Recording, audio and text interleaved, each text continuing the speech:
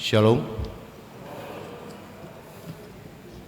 Bapak, Ibu, Saudara Jemaat yang Tuhan Yesus Kristus kasihi, Majelis Jemaat POG Gereja Lahroi mengucapkan selamat pagi dan selamat datang dalam ibadah Minggu pagi tanggal 26 Juli 2020. Khusus kepada Bapak, Ibu, Saudara yang Jemaat yang baru pertama kali menghadiri kebaktian POG di POG Gereja Lahroi, Majelis Jemaat dan Jemaat mengucapkan selamat beribadah bersama kami. Tuhan Yesus memberkati saudara sekalian. Selama kebaktian berlangsung, mohon telepon genggam tidak diaktifkan. Ibadah Minggu POG Lahroi di era new normal dilaksanakan dengan protokol kesehatan sebagai berikut. Setiap jemaat mengambil tempat duduk yang telah diatur dan tidak menduduki kursi yang bertanda X. Setiap jemaat pada saat akan memasuki pekarangan gereja wajib mengukur suhu tubuh yang akan dilakukan oleh tim gugus tugas yang ditunjuk oleh majelis jemaat di pintu gerbang pagar gereja, dan apabila tubuh suhu melebihi 37,5 derajat Celcius, maka yang bersangkutan tidak diperkenankan memasuki ruang gereja dan dihimbau untuk kembali ke rumah atau berobat. Setiap jemaat wajib cuci tangan pada tempat yang telah disediakan atau menggunakan hand sanitizer sebelum memasuki ruang gereja. Setiap jemaat wajib menggunakan masker baik di luar maupun di dalam ruangan gereja. Kantong persembahan yang diedarkan pada ibadah pagi ini adalah satu kantong dan dipandu langsung oleh petugas yang telah ditunjuk. Setelah ibadah selesai, pendeta dan majelis jemaat yang bertugas hanya menyampaikan salam dari depan mimbar dan tidak bersalaman di depan lobi. Pada saat ibadah selesai, jemaat dipersilakan meninggalkan ruangan ibadah melalui 2 pintu samping kiri dan 2 pintu samping kanan serta pintu depan. Pelayan firman dalam ibadah Minggu pagi ini adalah Pendeta Ferry Simanjuntak MA MPDK, Sekretaris Umum PGW DKI Jakarta. Bagi jemaat yang belum mempersiapkan diri menerima firman Tuhan pagi ini, kami berikan kesempatan untuk berdoa pribadi dalam hati masing-masing saat teduh.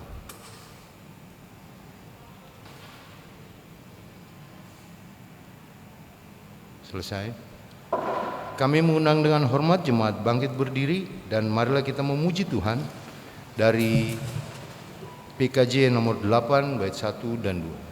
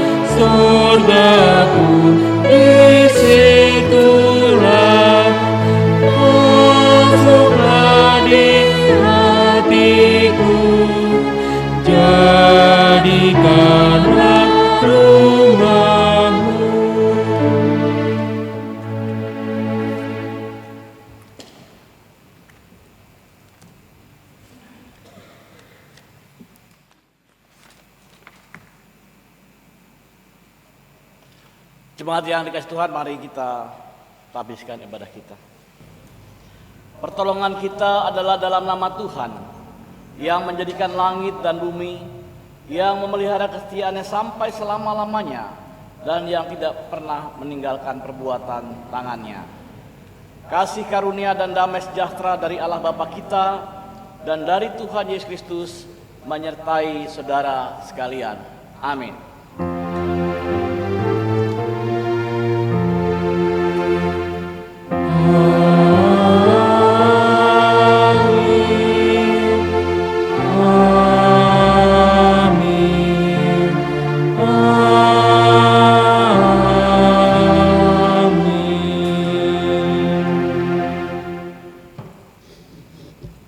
Jemaat, kami persilahkan duduk kembali.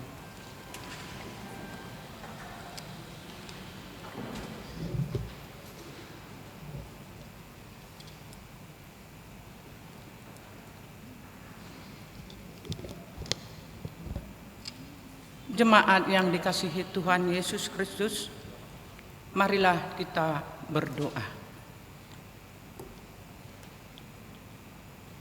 Ya Tuhan Allah Bapa kami yang di sorga, Engkau telah menetapkan firman-Mu untuk kami taati dalam hidup di dunia ini, supaya kami berkenan kepadamu. Tetapi kami tidak kuat untuk membuat sesuatu yang benar dan yang sesuai dengan kehendak-Mu, karena kami sangat lemah. Oleh sebab itu, kami memohon padamu, terangi dan pimpinlah langkah-langkah kami, supaya kami dapat melakukan kehendak-Mu. Berikanlah hikmat dan keteguhan daripada-Mu ke dalam hati dan jiwa kami, supaya kami tidak goyah dan senantiasa berpegang kepada firman-Mu.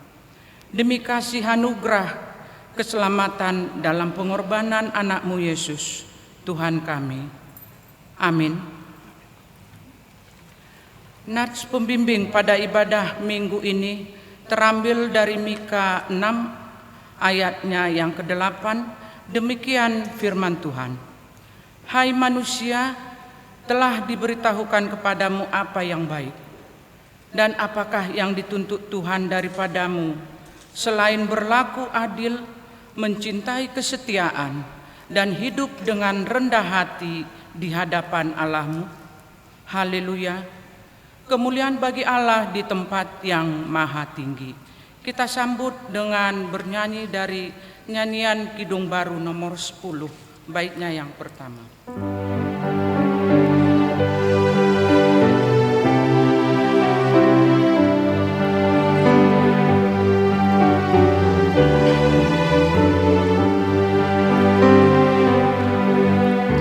Dari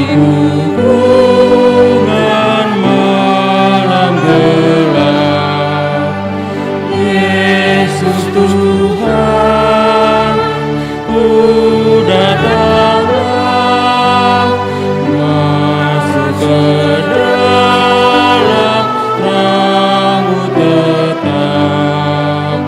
Yesus, ku datanglah. Dari sesana sakit dan masuk ke dalam kasih ajaib, dan ku rindukan dosaku rai. Yesus, ku datanglah.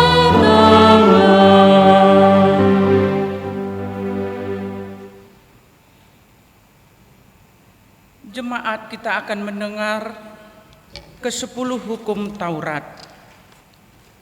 Hukum yang pertama, Akulah Tuhan Allahmu, jangan ada padamu Allah lain di hadapanku. Hukum yang kedua, jangan membuat bagimu patung yang menyerupai apapun yang ada di langit di atas, atau yang ada di bumi di bawah, atau yang ada di dalam air di bawah bumi. Jangan sujud menyembah kepadanya atau beribadah kepadanya, sebab Aku, Tuhan Allahmu, adalah Allah yang cemburu, yang membalaskan kesalahan bapa kepada anak-anaknya kepada keturunan yang ketiga dan keempat dari orang-orang yang membenci aku, tetapi aku menunjukkan kasih setia kepada beribu-ribu orang, yaitu mereka yang mengasihi aku dan berpegang pada perintah-perintahku. Hukum yang ketiga, janganlah menyebut nama Tuhan Allahmu dengan sembarangan, sebab Tuhan akan memandang bersalah orang yang menyebut namanya dengan sembarangan. Hukum yang keempat, ingat dan kuduskanlah hari Sabat. 6 hari lamanya engkau akan bekerja dan melakukan segala pekerjaanmu, tetapi hari ketujuh adalah hari Sabat Tuhan. Maka jangan melakukan sesuatu pekerjaan, engkau atau anakmu laki-laki atau anakmu perempuan, atau hambamu laki-laki atau hambamu perempuan, atau hewanmu atau orang asing yang di tempat kediamanmu. Sebab 6 hari lamanya Tuhan menjadikan langit dan bumi, laut dan segala isinya, dan Ia berhenti pada hari ketujuh. Itulah sebabnya Tuhan memberkati hari Sabat dan menguduskannya. Hukum yang kelima, hormatilah ayahmu dan ibumu, supaya lanjut umurmu di tanah yang diberikan Tuhan Allah kepadamu. Hukum yang keenam, jangan membunuh. Hukum yang ketujuh, jangan berzina. Hukum yang kedelapan, jangan mencuri. Hukum yang kesembilan, jangan mengucapkan saksi dusta tentang sesamamu. Hukum yang kesepuluh, jangan mengingini rumah sesamamu. Jangan mengingini istrinya atau hambanya laki-laki atau hambanya perempuan, atau lembunya atau keledainya, atau apapun yang dipunyai sesamamu. Dengan hormat jemaat kami undang untuk berdiri.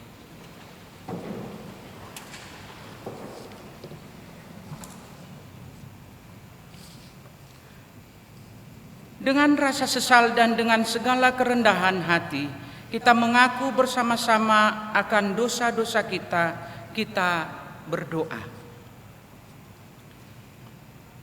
Ya Allah Bapa kami yang Maha Penyayang dan Pemurah, sejak kami lahir, kami selalu menyusahkan Engkau, di mana perbuatan-perbuatan kami sering ditandai dengan kejahatan hati dan tubuh kami.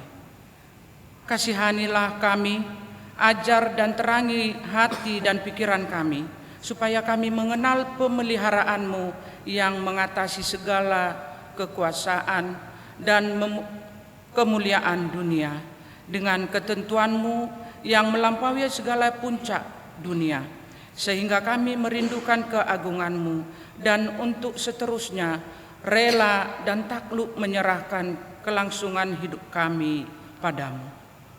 Terimalah permohonan kami dan hapuskanlah segala dosa pemberontakan kami demi anakmu Yesus Kristus, Juru Damai kami. Amin. Berita pengampunan dosa dan amanat hidup baru. Bagi saudara yang dengan sungguh-sungguh mengaku dosa di hadapan Allah, dengarlah janji Allah tentang berita pengampunan dosa kita dan amanat hidup baru bagi kita. Saudara sekalian, jika kita mengaku dosa-dosa kita, maka Ia adalah setia dan adil, sehingga Ia akan mengampuni segala dosa kita dan menyucikan kita dari segala kejahatan. Allah telah mendamaikan isi dunia dengan dirinya dengan perantaraan Kristus.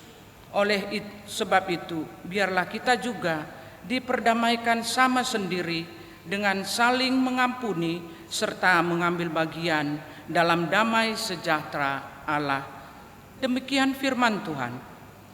Tetapi engkau memberati aku dengan dosamu, engkau menyusahi aku dengan kesalahanmu. Akulah Dia yang menghapus dosa pemberontakanmu oleh karena aku sendiri, dan aku tidak mengingat-ingat dosamu. Yesaya 43 ayat 24b dan ayat 25. Kiranya Roh Kudus menolong kita mewujudkan kemuliaan Allah dalam hidup kita dan seluruh dunia. Jemaat, kami persilakan duduk kembali. Untuk menyambut firman Tuhan, kita akan bernyanyi dari Kidung Jemaat nomor 52, baitnya yang pertama.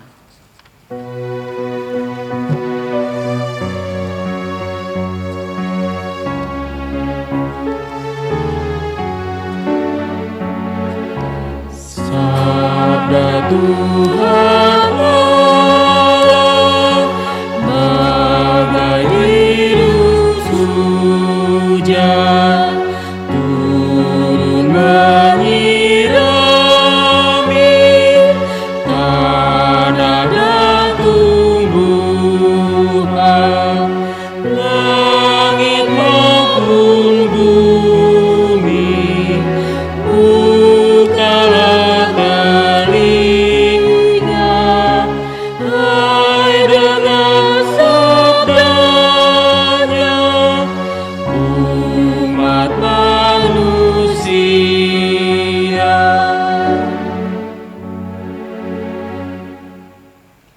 Jemaat yang dikasihi Tuhan, mari kita persiapkan hati kita untuk membaca dan merenungkan firman Tuhan. Mari kita berdoa. Bapa dalam surga, Allah yang kami sembah, di dalam nama Tuhan kami Yesus Kristus, kami bersyukur pada pagi hari ini boleh kembali bersekutu, bertatap muka, yang merupakan juga karena anugerah pemeliharaan Tuhan. Kalau selama ini ada banyak hal yang harus kami lalui dalam proses beribadah, tapi kami percaya semuanya itu dalam kehendak Tuhan. Dan pagi hari ini kami sama-sama mau mendengarkan kebenaran firman Tuhan.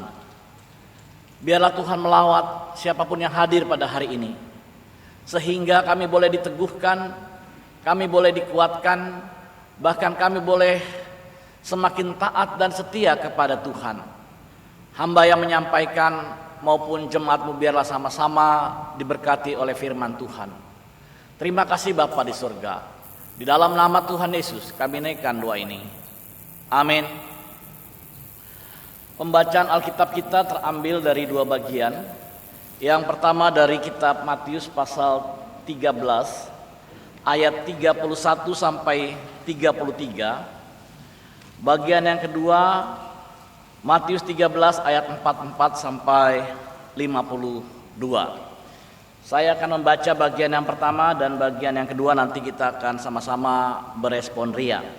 Bagian pertama ayat 31 sampai 33 saya bacakan. Bagian kedua ayat 44 sampai 52 kita akan berespon ria. Saya akan membacakan bagian pertama Matius 13 ayat 31 sampai 33. Yesus membentangkan suatu perumpamaan lain kepada mereka, katanya, hal kerajaan sorga itu seumpama biji sesawi yang diambil dan ditaburkan orang di ladangnya. Memang biji itu paling kecil dari segala jenis benih, tetapi apabila sudah tumbuh, sesawi itu lebih besar daripada sayuran yang lain, bahkan menjadi pohon, sehingga burung-burung di udara datang bersarang pada cabang-cabangnya. Dan ia menceritakan perumpamaan ini juga kepada mereka, hal kerajaan sorga itu seumpama ragi yang diambil seorang perempuan dan diadukan ke dalam tepung terigu 3 sukat sampai kamir seluruhnya. Kita akan membaca berespon ria. Saya akan membacakan ayat yang genap, jemaat Tuhan ayat yang ganjil 44 sampai 52. Perumpamaan tentang harta terpendam dan mutiara yang berharga. Hal kerajaan sorga itu seumpama harta yang terpendam di ladang, yang ditemukan orang lain dipendamkannya lagi. Oleh sebab sukacitanya, pergilah ia menjual seluruh miliknya, lalu membeli ladang itu.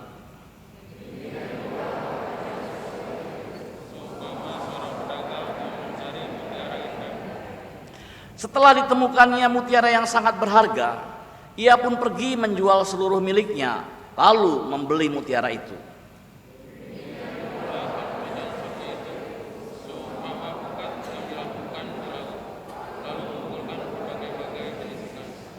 Setelah penuh, pukat itu pun diseret orang ke pantai, lalu duduklah mereka dan mengumpulkan ikan yang baik ke dalam pasu, dan ikan yang tidak baik mereka buang.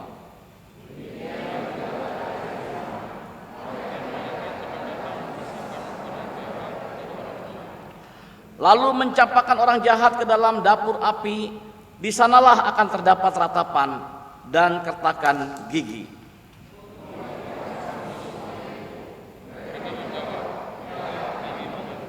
Maka berkatalah Yesus kepada mereka, karena itu setiap ahli Taurat yang menerima pelajaran dari hal kerajaan sorga itu seumpama tuan rumah yang mengeluarkan harta yang baru dan yang lama dari perbendaharaannya.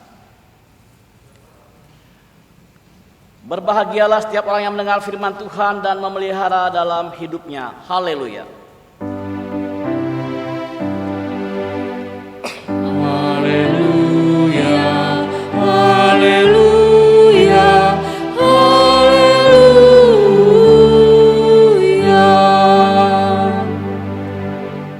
Shalom. Salam sehat selalu. Tema pada pagi hari ini berjudul Allah bekerja di sepanjang sejarah kehidupan manusia. Allah bekerja di sepanjang sejarah kehidupan manusia. Bagian Alkitab yang kita baca berbicara tentang banyak perumpamaan yang disampaikan oleh Tuhan Yesus dalam pengajarannya kepada murid-muridnya. Dalam pengertian teologis, perumpamaan itu sesuatu yang tersembunyi bagi orang-orang yang tidak percaya, tapi menjadi terbuka bagi orang-orang yang percaya. Karena bentuk yang disampaikan oleh Tuhan Yesus itu dalam perumpamaan. Orang yang tidak percaya tidak bisa memahami, tapi orang yang percaya bisa memahami makna perumpamaan itu. Nah, bagian ini berbicara tentang hal kerajaan sorga yang tentu sangat tersembunyi, tapi terbuka bagi orang yang percaya.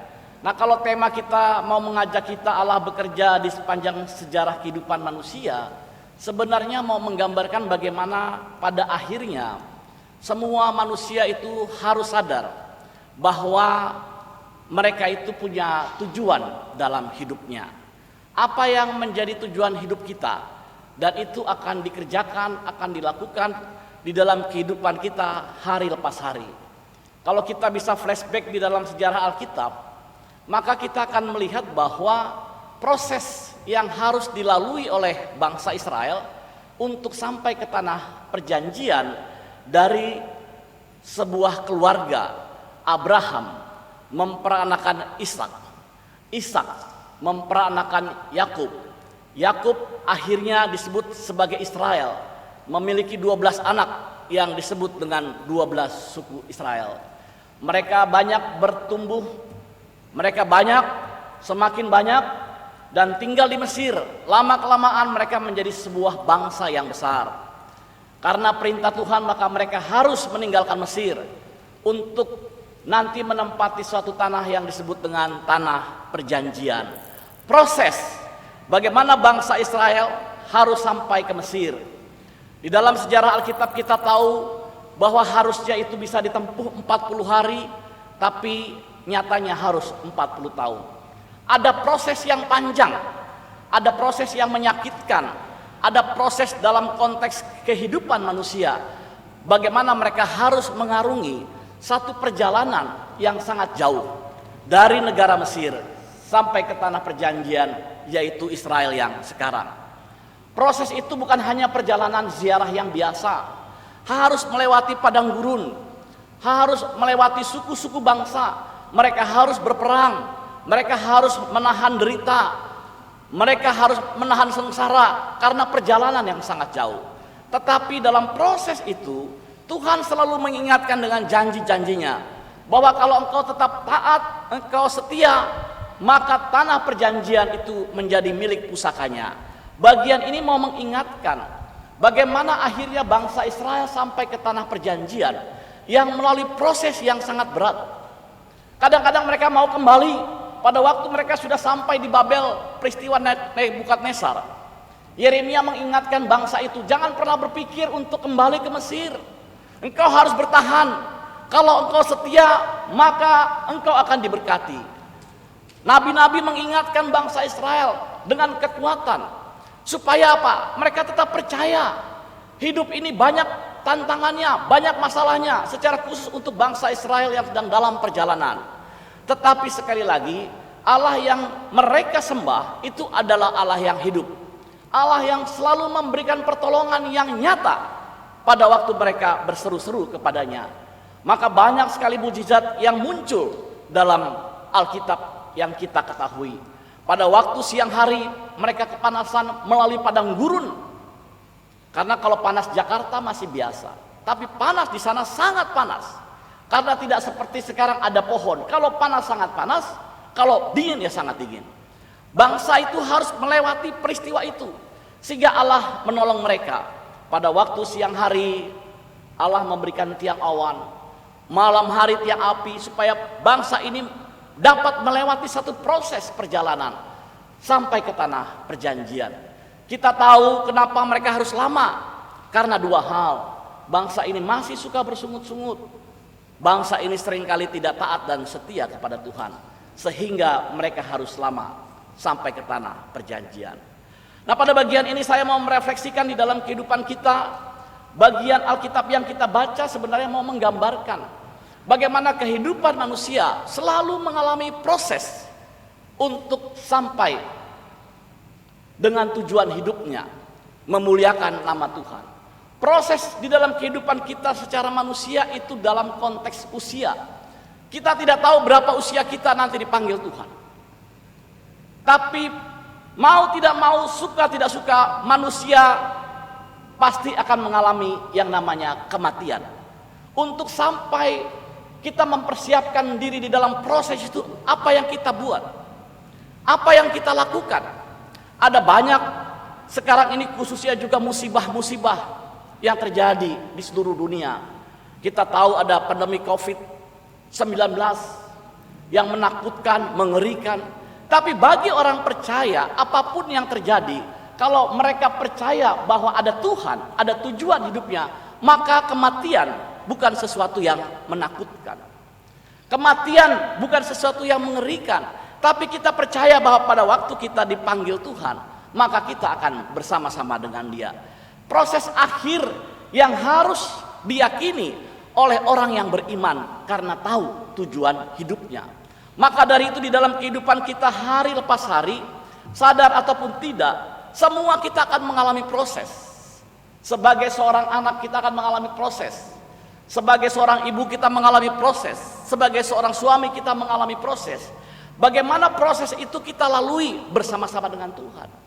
Pengenalan kita akan Tuhan membuat kita bertahan. Pengenalan kita akan Tuhan membuat kita kuat, dan kita sadar bahwa kita ini tahu akan status kita. Status sebagai seorang anak yang sudah ditebus oleh darah Yesus.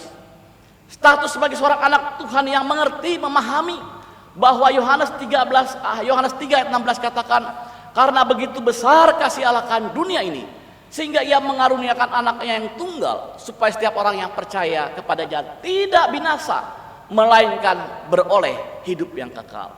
Proses, kita dijanjikan hidup yang kekal.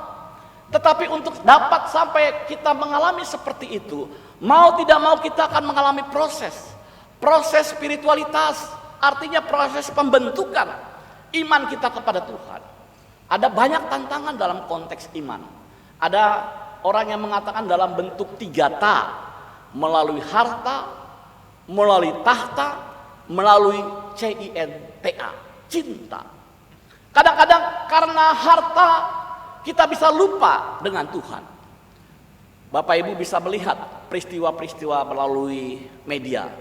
Sekarang ini banyak sekali orang mudah goyah imannya hanya karena masalah harta.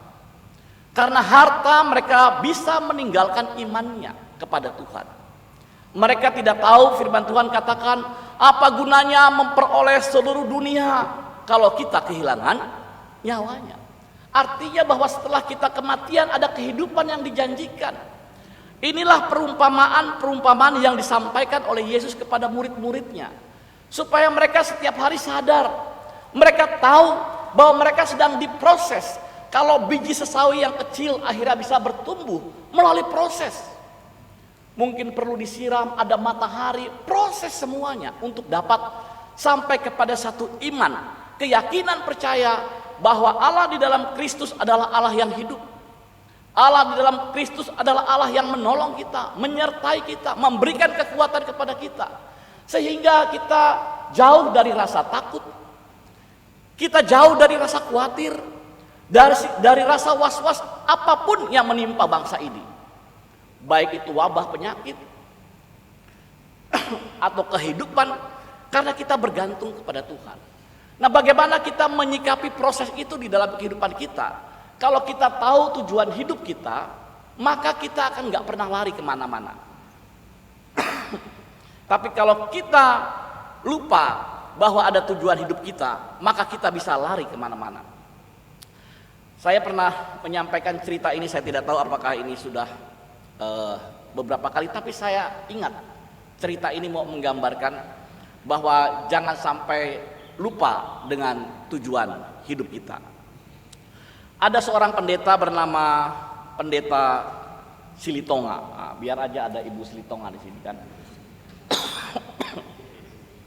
Ini kalau khotbah semangat begini, ya, jadi agak cepat, jadi karena kering, ya.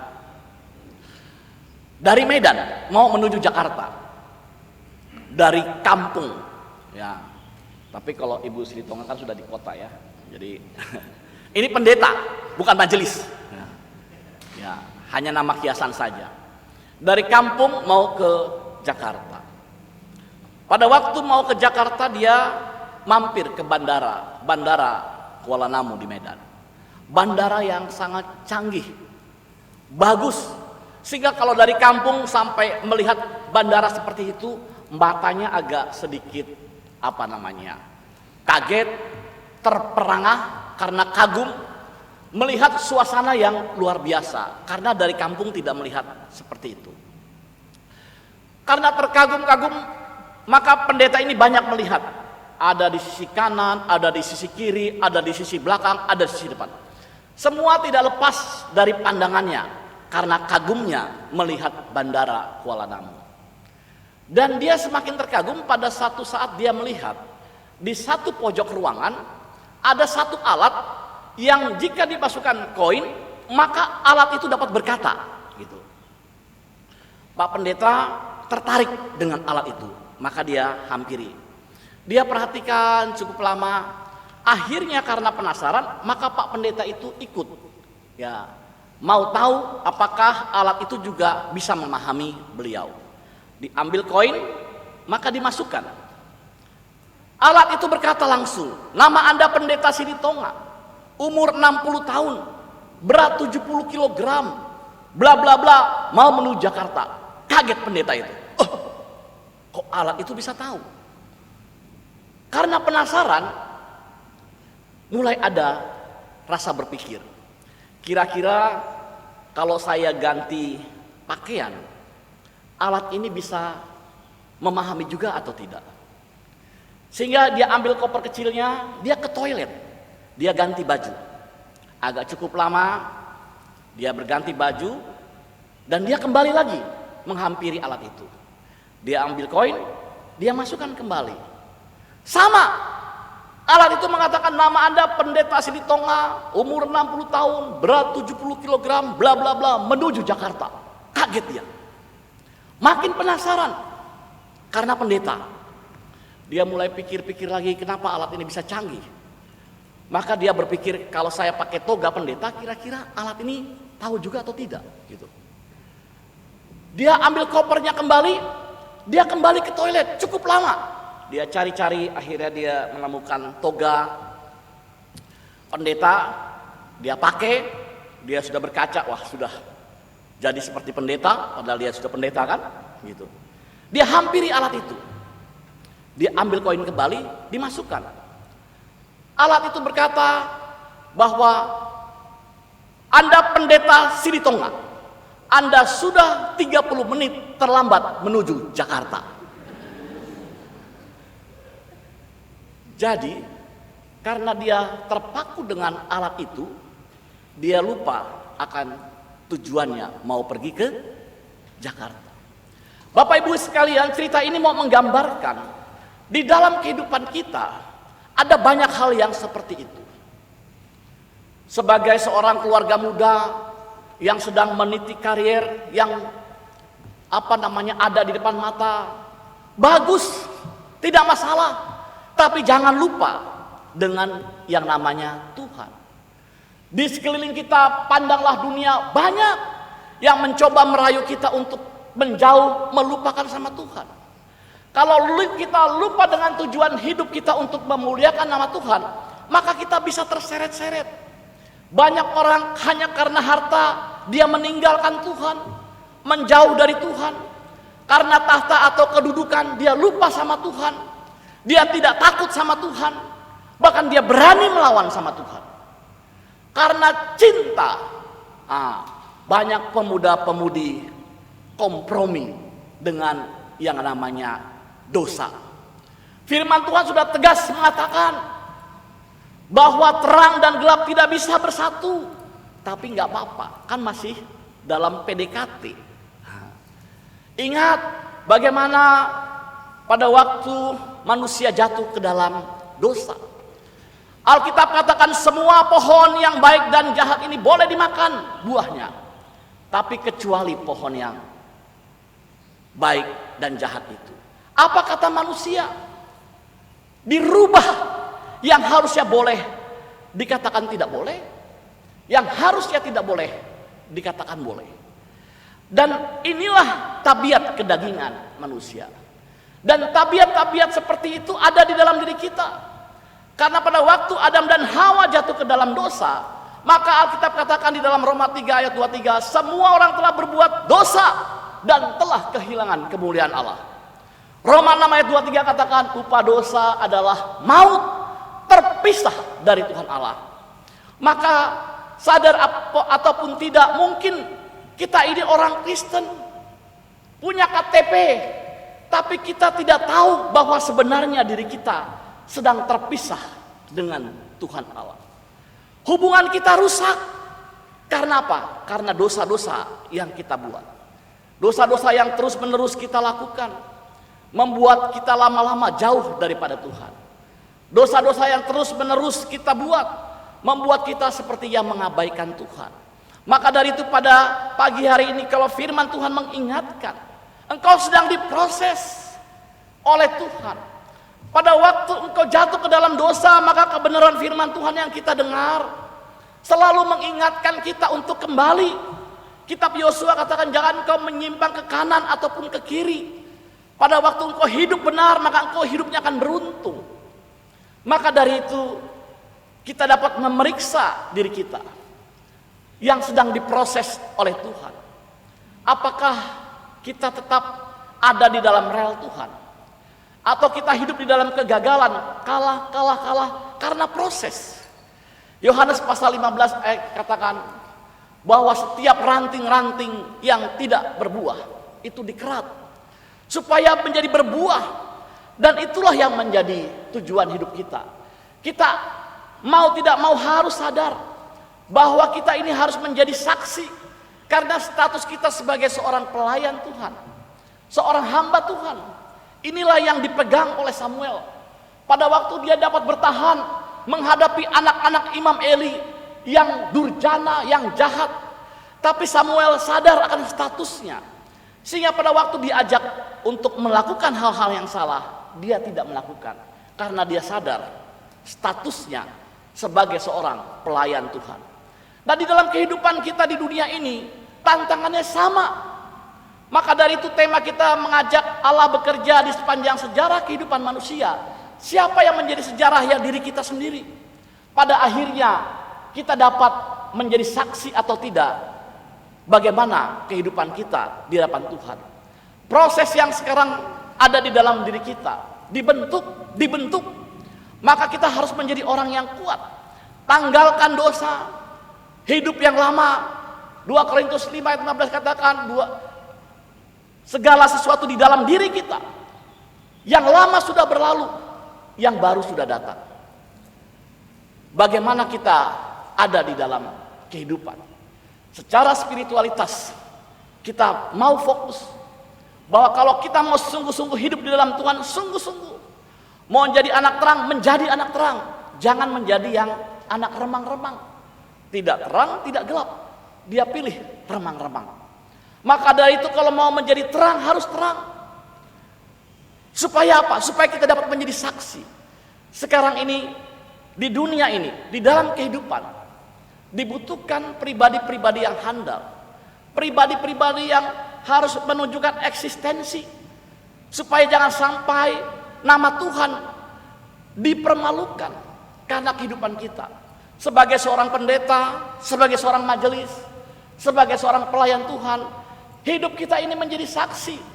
Bagaimana pada waktu sejarah kehidupan itu ada di dalam kehidupan kita. Apakah kita menjadi berkat? Apakah kita menjadi orang yang menyelesaikan masalah? Atau kita orang menyebabkan masalah?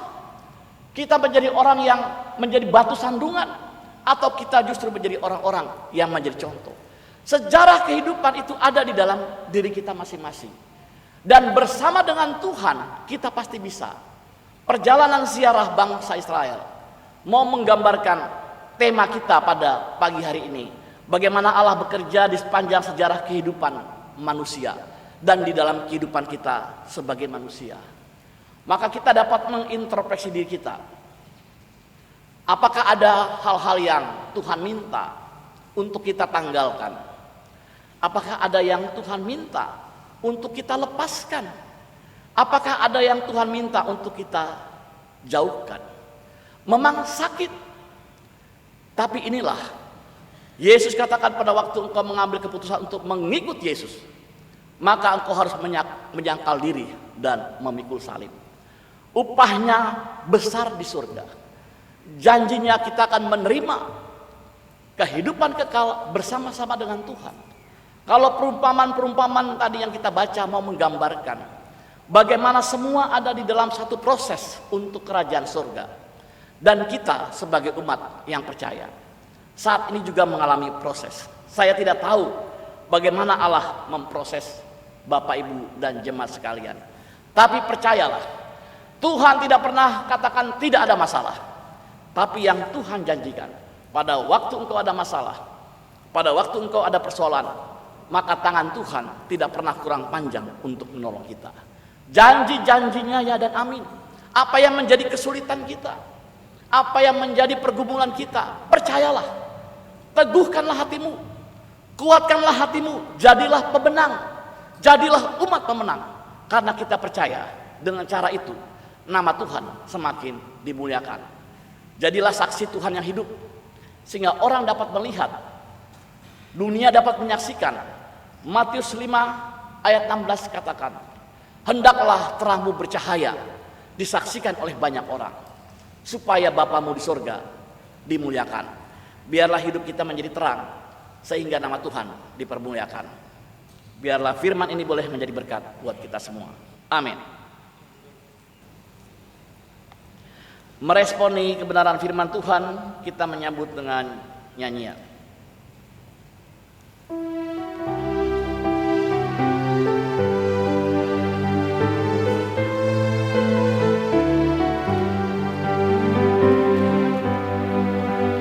Firman-Mu ku pegang selalu, saat duka, saat senang.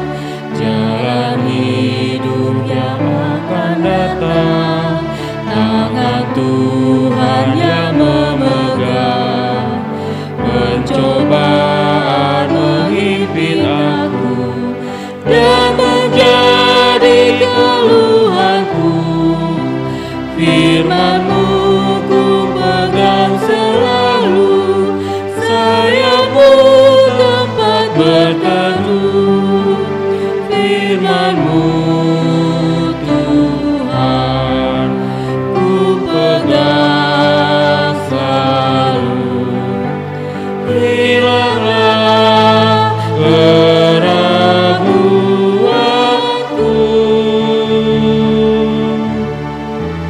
bila hatiku rasa susah, padamu aku berserah.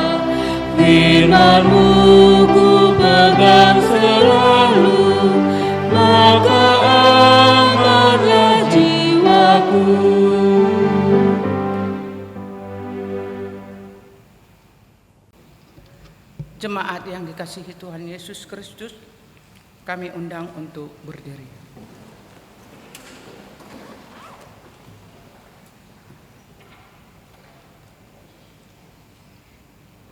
Marilah kita bersama gereja dari segala abad dan tempat mengikrarkan pengakuan iman rasuli.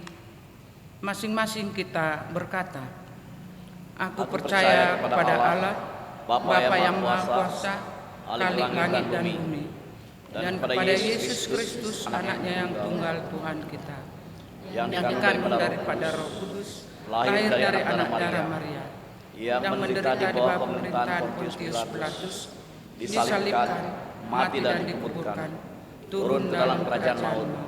Pada hari yang ketiga, bangkit pula dari antara orang mati, naik ke surga, duduk di sebelah kanan Allah, Bapa yang Maha Kuasa, dan akan datang dari sana untuk menghakimi orang yang hidup dan yang mati. Aku percaya kepada Roh Kudus, gereja yang kudus dan am, persekutuan orang kudus, pengampunan dosa, kebangkitan daging, dan hidup yang kekal. Amin. Jemaat kami persilakan duduk kembali.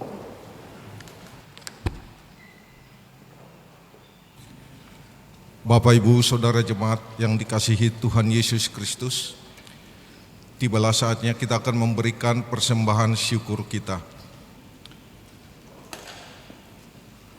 Firman Tuhan yang melandasi persembahan kita pada ibadah Minggu pagi ini terambil dari Efesus 5 ayat 2. Demikian firman Tuhan.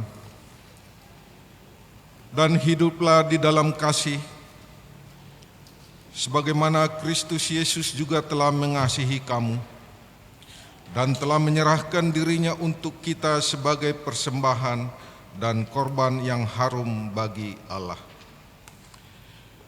Diberitahukan kepada jemaat bahwa dalam ibadah Minggu era new normal ini, kantong persembahan yang diedarkan hanya satu kantong saja, dan kantong persembahan dipegang hanya oleh petugas persembahan. Selain itu disediakan pula di depan dan di tengah kotak persembahan untuk pembangunan rumah pastori dan pemeliharaan gereja. Saat kantong diedarkan, kita memuji Tuhan dari nyanyikanlah Kidung Baru nomor 199, bait pertama dan seterusnya.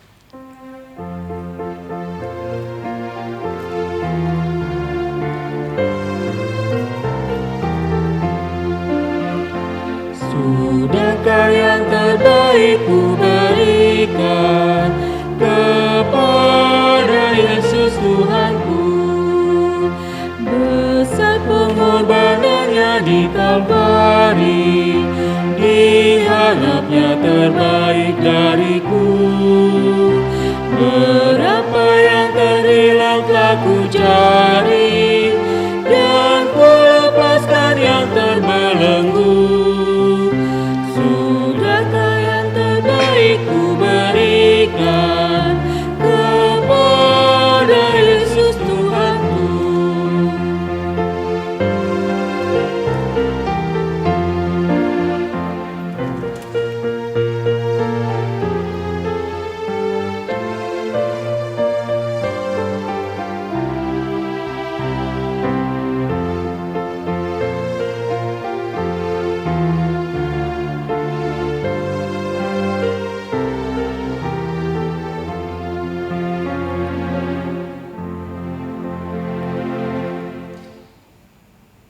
Mari kita menyerahkan persembahan kita berdoa.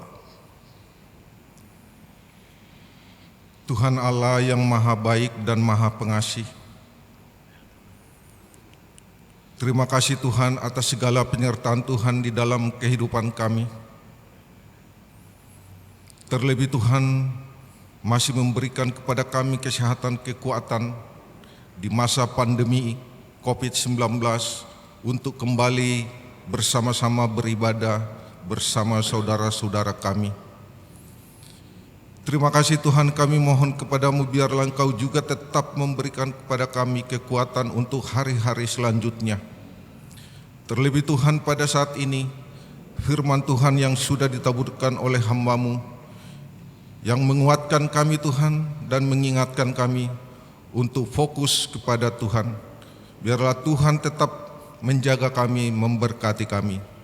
Pada saat ini Tuhan, kami sudah memberikan persembahan syukur kami yang kami yakini dan percaya bahwa ini adalah semua dari berkat dari Tuhan. Biarlah Tuhan yang memberkati kami para majelis, begitu juga pengurus komisi dan panitia-panitia yang akan mengelola persembahan ini. Biarlah Tuhan memberikan hikmat yang daripada-Mu, agar kami dengan penuh tanggung jawab dapat mengelolanya dengan baik. Ampuni segala dosa kesalahan kami Tuhan, agar kami layak memohon kepada-Mu dan layak menjadi anak tebusan-Mu yang baik. Terima kasih Tuhan, dalam nama Tuhan Yesus Kristus, Juru Selamat kami dan sumber dari segala berkat, kami telah berdoa. Amin. Jemaat dipersilahkan duduk kembali.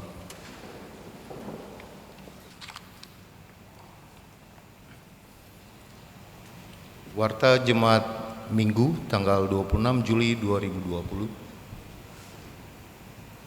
Bapak, Ibu, Saudara kekasih dalam Tuhan Yesus Kristus, kami mohon perhatian jemaat, ada beberapa hal yang akan disampaikan sebagai berikut.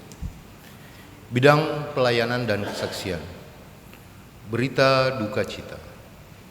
Telah dipanggil Bapa di sorga, Bapak P. Ginting, dalam usia 82 tahun, meninggal pada hari Senin tanggal 20 Juli 2020. Almarhum telah dimakamkan pada hari yang sama di TPU Pondok Ranggon, Jakarta Timur. Pendeta, majelis dan jemaat POG Gereja Lahroy menyampaikan turut berduka cita, kiranya Tuhan memberikan kekuatan, penghiburan dan pengharapan kepada putra-putri, mantu, cucu-cucu dan keluarga besar yang ditinggalkan. Telah meninggal dunia Bapak K. Manulang SE MBA, majelis periode 1990 sampai dengan 2003, dalam usia 81 tahun. Meninggal pada hari Kamis tanggal 23 Juli 2020 di Rumah Sakit Omni Pekayun, Bekasi. Almarhum telah dimakamkan pada hari Jumat tanggal 24 2020 di TPU Pondok Ranggon, Jakarta Timur. Pendeta, majelis dan jemaat POG Gereja Lahroy menyampaikan turut berduka cita, kiranya Tuhan Yesus memberikan kekuatan, penghiburan dan pengharapan kepada istri, putra-putri, mantu, cucu, cicit dan keluarga besar yang ditinggalkan. Berita sukacita. Tuhan telah mengaruniakan seorang putra kedua bagi keluarga Bapak Siansi Sitompul dan Ibu Vina Meliana, jemaat wilayah 7. Lahir pada hari Jumat tanggal 5 Juli 2020 di Jakarta. Ibu dan anak yang baru lahir dalam keadaan sehat dan diberi nama Peter Ruban Alvaro Sitompul. Pendeta, majelis dan jemaat POG Lahroy menyampaikan selamat berbahagia kepada Bapak Ibu keluarga atas kelahiran putranya. Yang kedua, Tuhan telah mengaruniakan seorang putra pertama bagi keluarga Bapak Nathanael Heri S. Pramusito dan Ibu Marta Utami, cucu dari Bapak S. Pramusito almarhum dan Ibu Endang Setianingsi, jemaat wilayah 7, lahir pada hari Rabu tanggal 8 Juli 2020 di Jakarta. Ibu dan anak yang baru lahir dalam keadaan sehat dan diberi nama Himawan Abimanyu Sagara.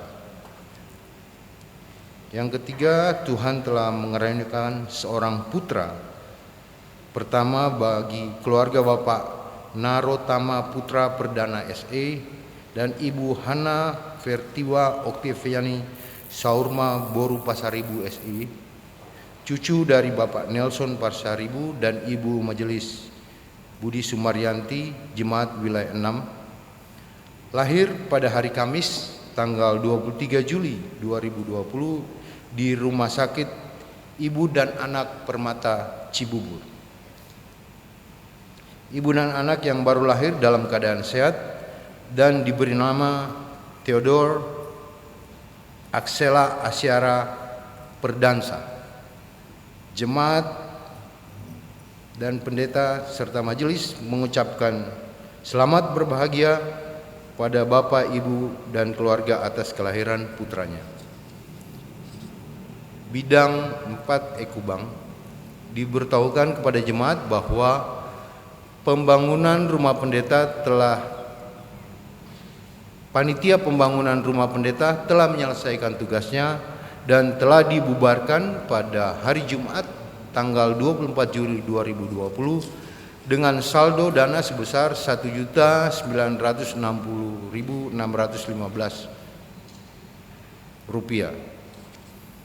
Ucapan terima kasih. Majelis Jemaat POG Lahroy mengucapkan terima kasih kepada pelayan firman Bapak Pendeta Ferry Simajuntak dan semua petugas yang mengambil bagian dalam pelayan ibadah hari ini. Tuhan Yesus memberkati Bapak, Ibu, Saudara sekalian. Demikian warta jemaat minggu ini. Atas perhatian jemaat diucapkan banyak terima kasih. Tuhan Yesus memberkati. Selanjutnya kami mempersilakan panitia pemilihan calon majelis 2020-2024 untuk menyampaikan wartanya.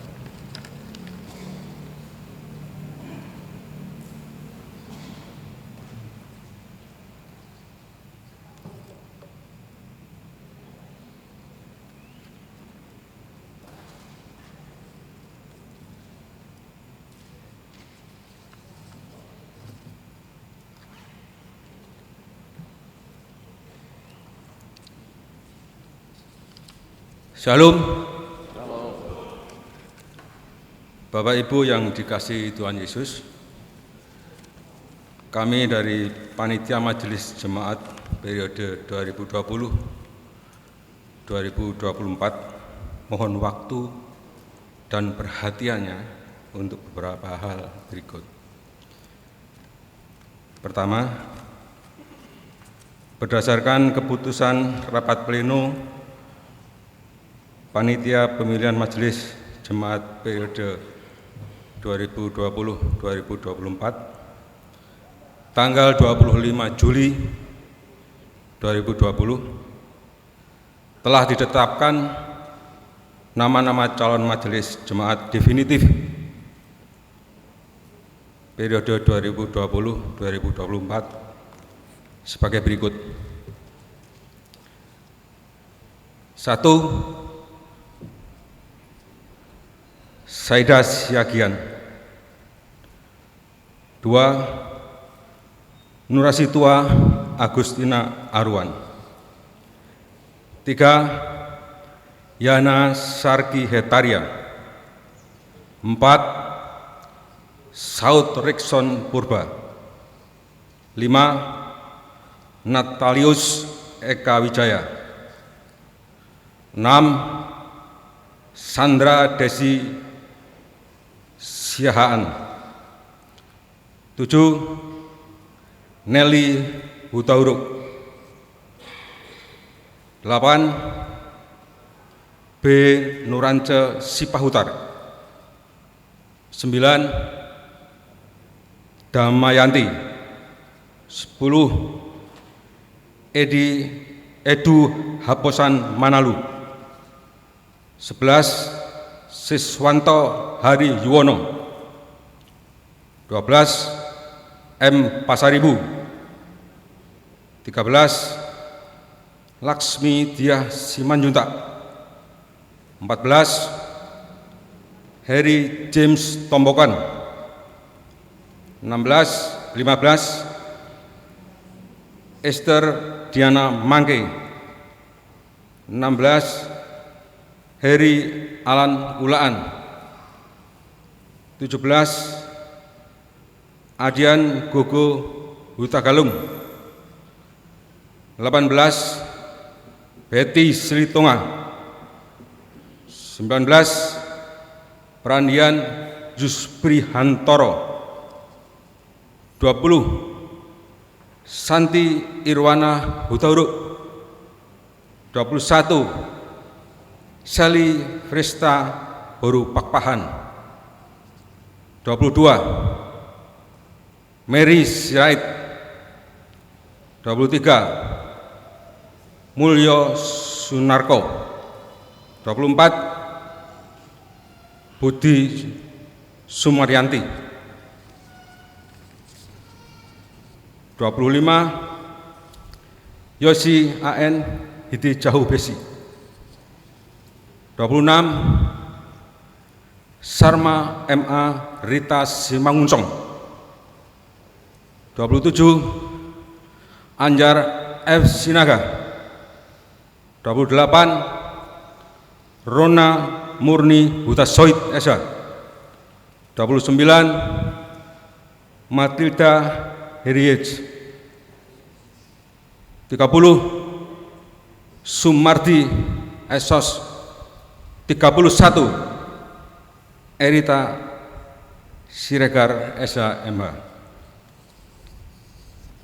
Nama-nama dan foto telah dapat dilihat di lobi depan, sudah terpasang. Yang kedua,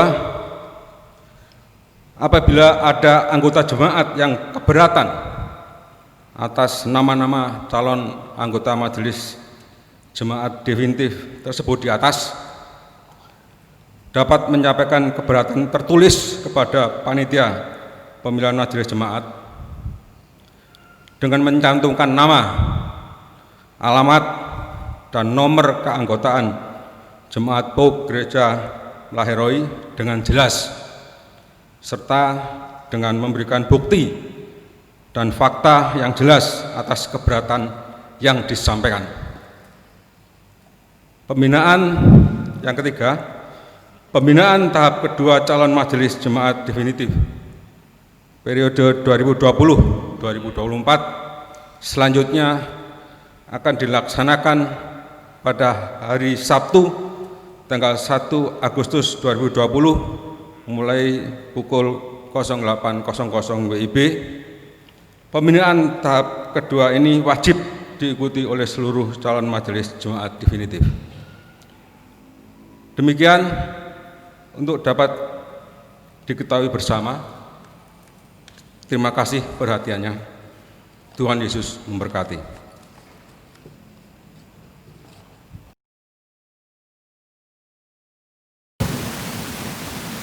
Mari kita persiapkan hati kita untuk masuk dalam doa syafaat.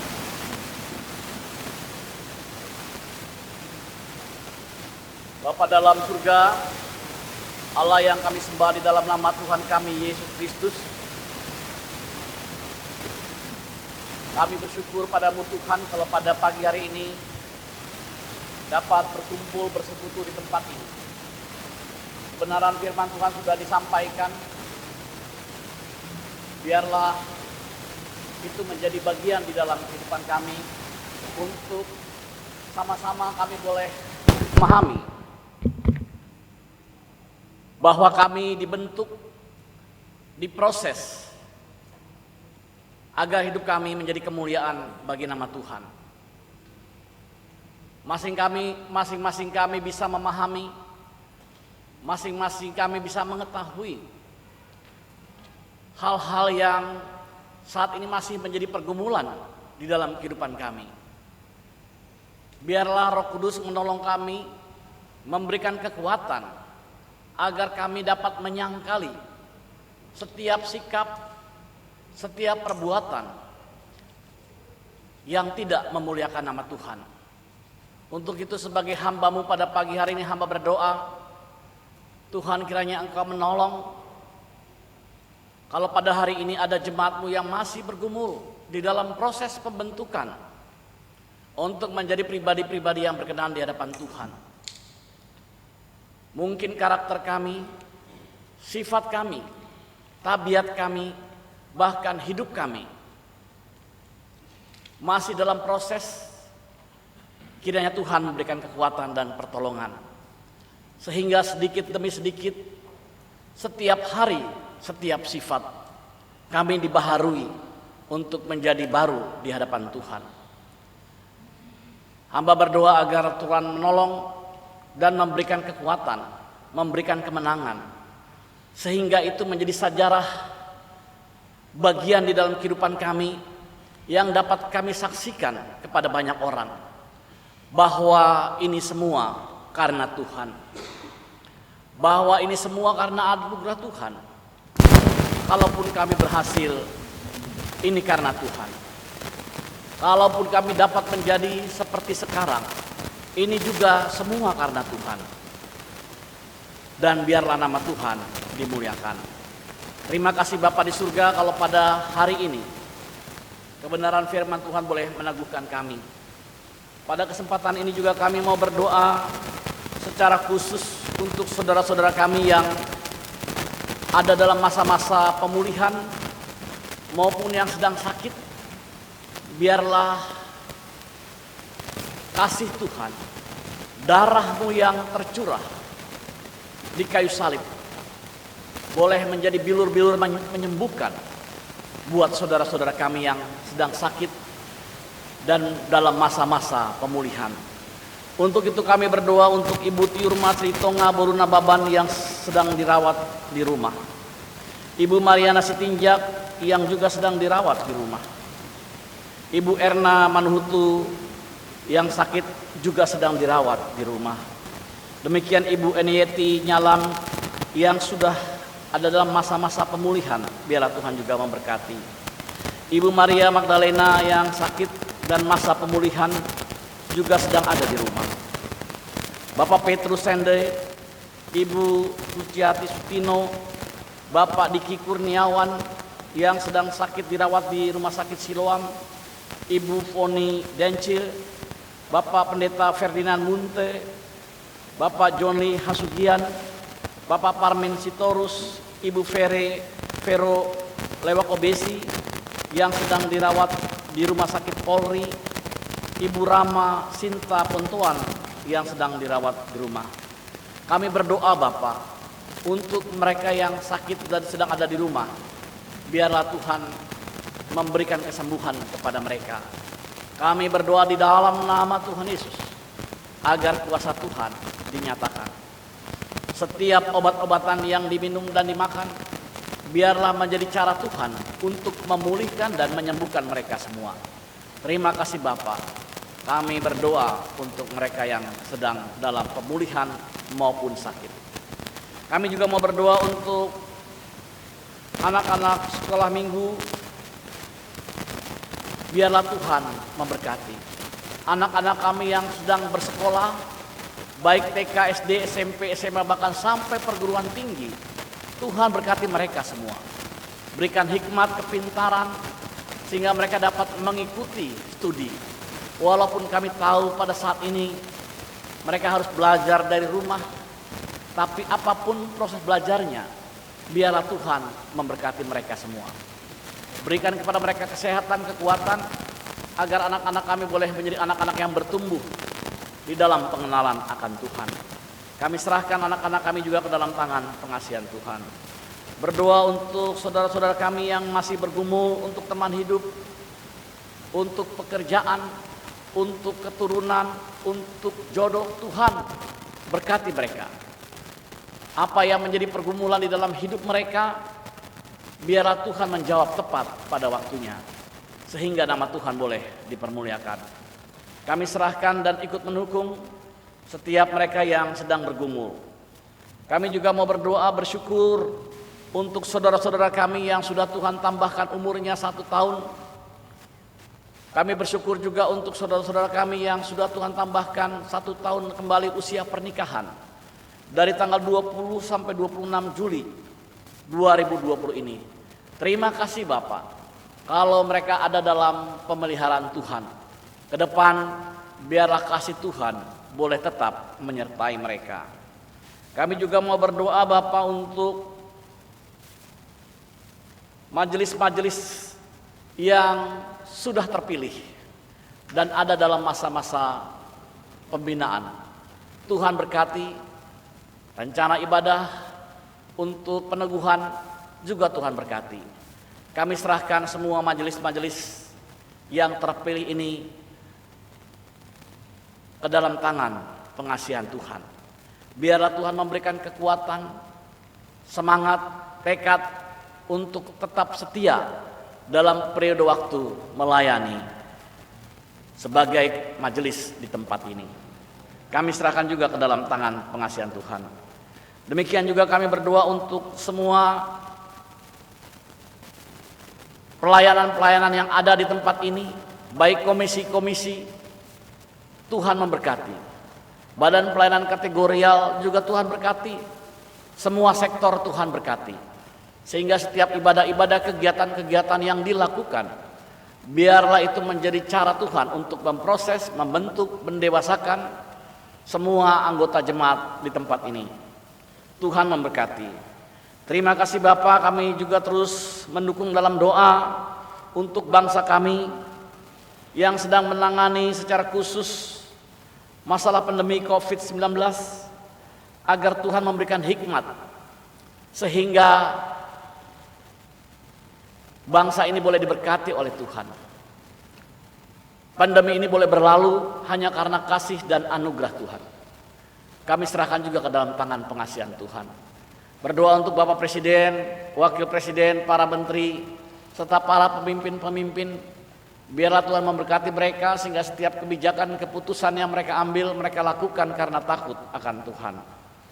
Terima kasih Bapak di surga untuk gereja-gereja Tuhan dimanapun berada. Tuhan juga memberkati. Gereja-gereja yang melakukan ibadah dengan live streaming maupun tatap muka, Tuhan juga memberkati. Inilah doa kami Bapa yang kami naikkan di dalam nama Tuhan Yesus yang sudah mengajarkan kami berdoa. Bapa kami, dikuduskanlah nama, datanglah kerajaan, jadilah kehendak-Mu di bumi seperti di surga. Berikanlah kami pada hari ini kami yang secukupnya.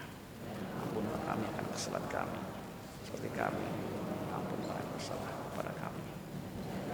Jangan kami di dalam pencobaan, tapi lepaskanlah kami daripada yang jahat.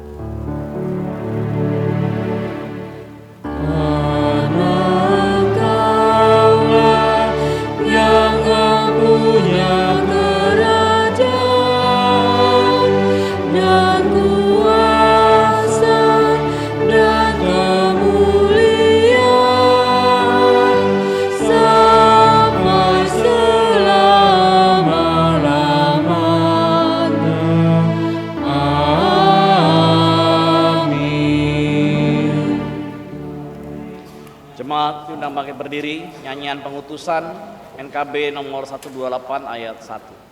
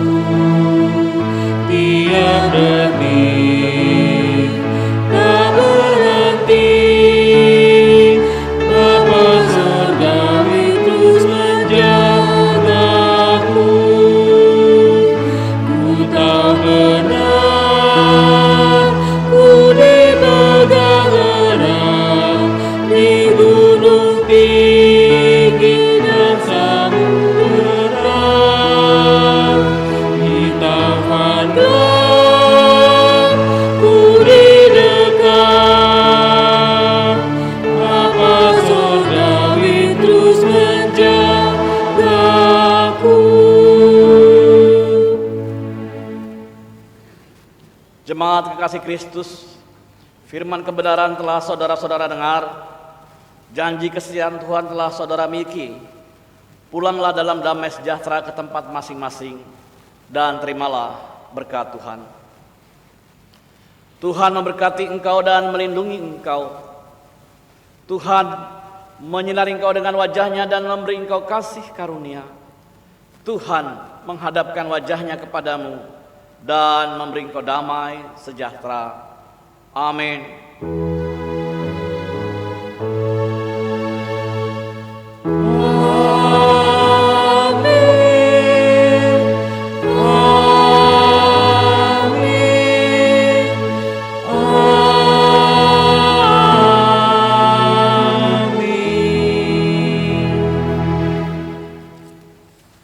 Saat teduh.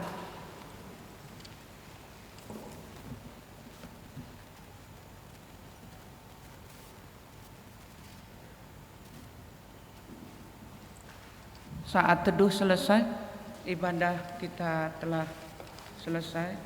Tuhan Yesus memberkati.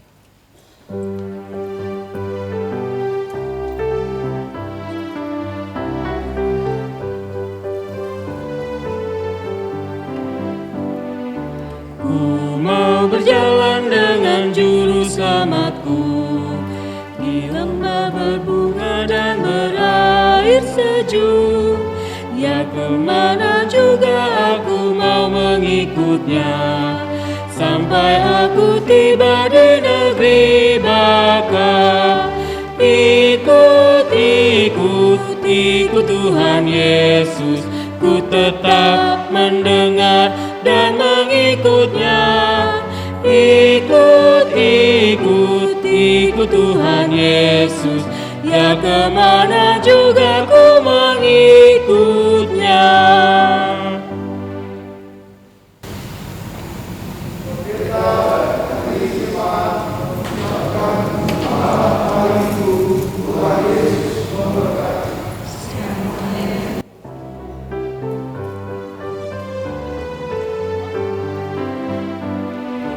Ku mau berjalan dengan juru selamatku di lembah gelap, di badai yang menderu. Aku takkan takut di bahaya apapun, bila ku dibimbing tangan Tuhanku. Ikut, ikut, ikut Tuhan Yesus, ku tetap mendengar dan mengikutnya.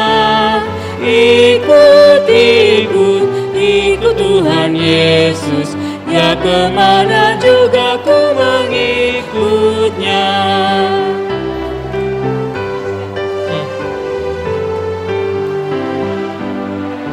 Bersama juru selamat hatiku teguh, di lembah dan bukit yang perlu ku tempuh. Tuhanku membimbing aku pada jalannya, yang menuju rumah Allah yang baka.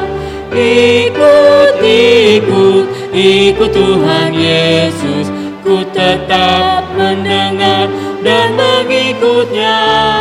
Ikut, ikut, ikut Tuhan Yesus, ya kemana juga